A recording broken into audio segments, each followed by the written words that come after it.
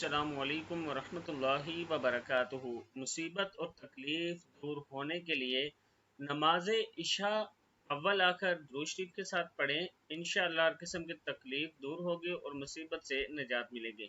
یعنی نماز عشاء کے بعد آپ نے 1100 مرتبہ یا حیو یا قیوم برحمتی کا استغیثو پڑھنا ہے۔ اس کے بعد آپ کی تکلیف انشاءاللہ دور ہو جائے گی۔ حضرت ابو درداء رضی اللہ تعالیٰ عنہ فرماتے ہیں کہ رسول اکرم صلی اللہ علیہ وآلہ وسلم نے فرمایا، جو شخص روزانہ 27 یا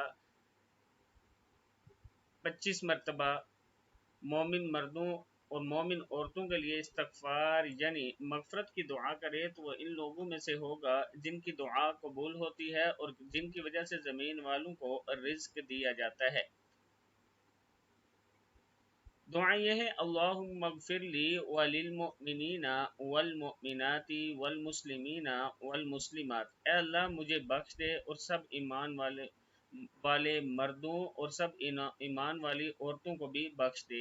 دین اور دنیا کی نعمتیں حاصل کرنے کے لیے اللہم صلی وسلم وبارک علی سیدنا محمد وعلی آلہ عدد انعام اللہ و افضالہ۔